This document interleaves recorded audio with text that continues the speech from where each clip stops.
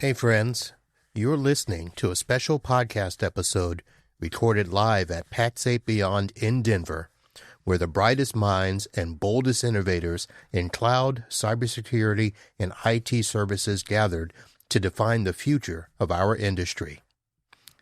A big thank you to our incredible partners who helped make this event possible, LionGuard, BVoIP, and TrueGrid, and of course, PAX8 for creating this unforgettable experience. And now, on with the show.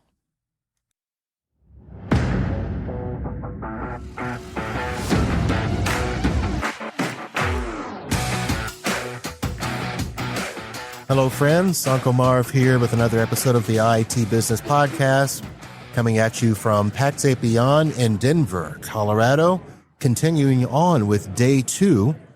And we are joined by the company uSecure, and I messed up that because I was so worried about the name, and Nihil Morjaria.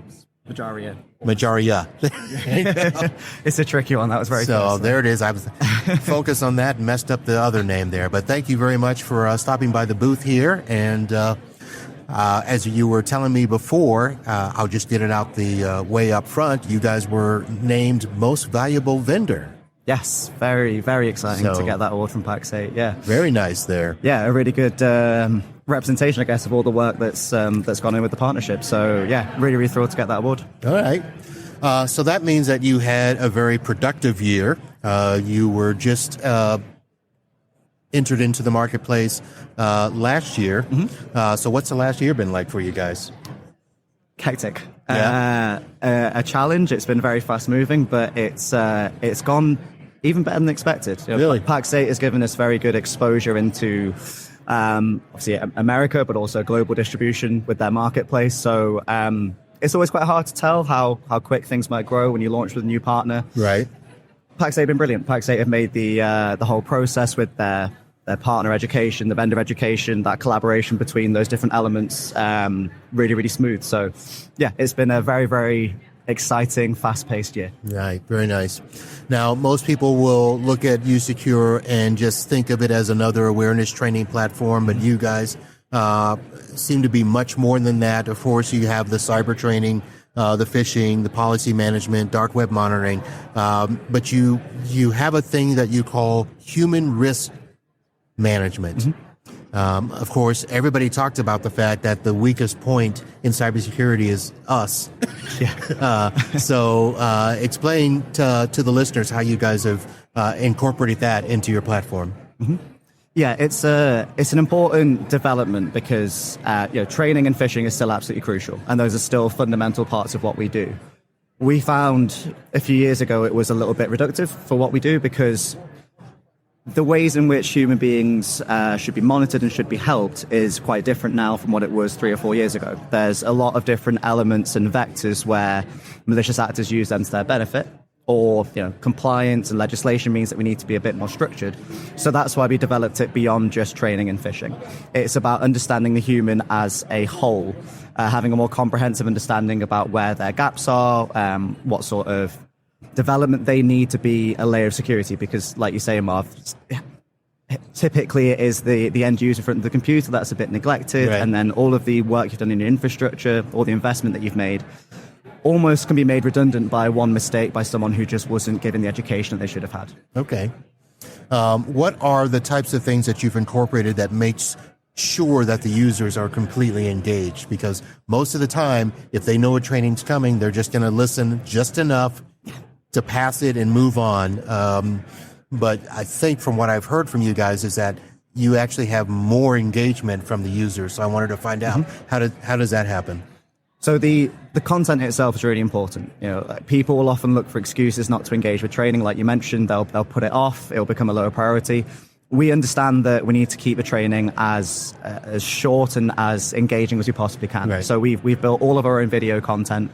That video will have sort of 2 to 3 minutes of content. It will have real life scenarios with a little bit of humor injected. So we're not trying to make people technical whizzes. We're looking at your receptionist, your HR rep, what kind of situations they could be in where they might not understand the best practices or fall foul of a malicious attack. by keeping it short and simple and with the scenarios they'll relate to, they'll get into a habit of doing those courses much more easily. Okay. Your title is Chief Revenue Officer. So, of course, MSPs are probably asking you about the money side of it. Is it, low cost, easy for us to add into our stack and stuff? Exactly that, yeah. So the product is exactly designed for MSPs. Our goal with the product is to essentially keep the MSP out of it. If we can get you to set up the platform and let it run itself, then not only will you get better engagement from your clients because it becomes a habit, it becomes a routine, it becomes part of their standard processes, but also for the MSP, you then get time to spend on perhaps more complex projects, things that require a lot more hand-holding. So we actually at PAX8 events previously have had the product set up live on stage in front of MSPs. It's a big risk. Things could go wrong quite quickly. Right. Thankfully, it didn't. In 20 minutes, the product was set up live, and you could, in theory, leave that tenant alone forever. It would import new staff members. It would deploy personalized training, simulated phishing attacks, monitor the dark web, and also send key company documentation. That system would, in theory, run itself forever without any need for admin intervention after those first 20 minutes. All right. So that sounds like there has to be some pretty good integration in there, because how else is it going to know to onboard and offboard employees? So it's pulling from Azure AD, 365. Exactly. And Google Workspace as well. So we can simply pull in different groups, different users, and that will update every single day. So part of the thing with human risk is that new starters are often the people that get targeted the most, because they are learning new processes. They're being invited to lots of different systems. They're keen to show that they're quick to respond. And that urgency where if somebody spoofs an email from the CEO, a new starter is much more likely to click through it because they want to impress and they don't know the normal routes of communication. Right. So if we can get them in the product ASAP and then deploy the key processes that we want to involve them in, the key training that they need, it's all about increasing that baseline, making sure that that weakest user in the organization isn't going to fall foul of these type of attacks. Okay. All right, let me shift gears here real quick because it just popped in my head that I wanted to ask you this. You're the CRO, but you actually started with a degree in psychology. Okay. So I want to ask, how did that route go? Because listening to you talk, it's as if you've been involved in tech the whole time and you understand everything. But I wouldn't have guessed that starting out with a psychology degree.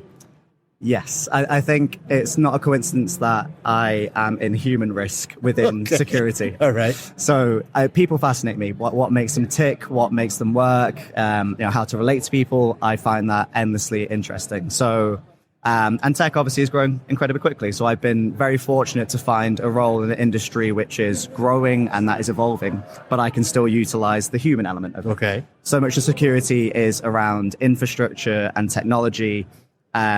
And the human element gets forgotten about. So it's nice to be able to exercise that background whilst also being in a security. Okay. Did you do any tech growing up or anything? Were you a gamer? Did you? A gamer, but not so technical. No. I've had to learn a lot in these last 7 years to sort of build up that technical knowledge and sort of understand the interconnectedness. What was your transition over into tech? So I initially started off in payroll and HR software, and then realized that it was so detached from anything that I'm interested in. That's pretty boring. No human stuff there. Yeah, exactly. Trying to make pensions and payroll interesting is a challenge. But I got a feeling for sales. I got a feeling for software. And I thought, okay, let's look for the right sort of marriage of what I'm personally interested in and what actually I feel like I can talk about naturally and passionately about, but also stay in the right sphere of an industry that's going to grow very quickly. Okay. Are you living here in the States now? No, I'm in Manchester in the UK. Okay, so still there. How was the flight over? Long. Very long. A good 24 hours door to door, but good to... I can catch up on podcasts. I can catch up on films. It's you can use that time wisely. Yeah. Did you come early and try to do anything around the city? Yes. So we arrived on the Friday. Okay. So Denver, there's quite a few good breweries. some hiking trails. So it was good to get a feel for Denver as a city. Okay. So you did the hiking trails around Red Rock. Red Rock. Okay. Yeah. Same place. Now, if I have my map correct, elevation is not an issue for you. Usually not, but Denver, the Mile High City, it was okay. Yeah, it pushes that to a new right. extreme. Yeah. So yeah, and maybe not quite as fit as I thought I was, to be honest. Gotcha. All right. So how's everything else going here at the conference? A lot of traffic at the booth? Absolutely. It's flown by. It's amazing that it's day 2 and we're sort of midway through it. So yeah, it's notable at Beyond compared to some other events where there's a lot more intrigue around new products, right? So there's a lot of very interested partners who are genuinely curious. Pax8 do a great job of putting vendors sort of in the limelight when it's needed, not making it too vendor heavy, but also introducing vendors to the partners. So yeah, it's a great event. This is our 3rd Beyond, and it gets bigger and better every time. Okay. What is the market of the US versus the UK and the rest of the world? It's a very, very interesting question. So a lot of US MSPs naturally have more clients, and I think what that does is it forces them to standardize their offering more quickly than UK MSPs do. Okay. A lot of UK MSPs still have individual products that they'll license on individual licensing. A lot of US MSPs are a bit more commercially aggressive and will have a bundled offering where they'll include things like EDR, password manager, security awareness training. And they'll basically say to their clients, in order for you to be secure, in order for me as an MSP to do my job properly, you have to take all of these elements, right, because this is what modern security is all about. If we take any of those elements away, we have a weak point that could then cause the house of cards to tumble. Right. So it's the UK is having that evolution. Definitely are seeing it more, but in the US it does feel like there's that greater confidence in leading that conversation with their clients to say this is the package that you need to be secure. Right. Why do you think that is? I mean, why is it's very odd that the US is leading in a tech area, because usually the UK stuff is there first and then it comes here, right? I think it partly stems from, I think, again, the scale in the US. Okay. So I think a US MSP typically will have more endpoints that they manage and therefore need more scalability. Okay. So it makes it simpler to have one licensing model and push that. Gotcha. Yeah. All right. Very interesting. Any questions for me? No, to be fair, I think that's been a very useful chat. I really like how you've dug deep into my psychology past. I wasn't expecting that. Sometimes I got to go find a little, gem of a question to ask that is off the rails there. Catch them off guard. Yeah. So, but thank you very much, Nihil. Thank you for having me on, man. I'm not going to say the last name again, but thanks for stopping by, and continued success for you guys. Can you win that award more than once? The most valuable vendor? Yeah. I hope so. Well, right. maybe we'll go for the global award rather than the EMEA one next year. We'll see. Right. We'll see what we can do. All right. So uSecure.io, right? Is the website. That's correct. So go there, check them out. Of course, they're in the Pax8 marketplace, and get yourselves and your clients secure, and take away that human risk that we all have in our stack. So that's going to do it with this episode. We'll be back with a few more here from Pax8 Beyond. Thank you all for hanging out. We'll see you soon. Holla.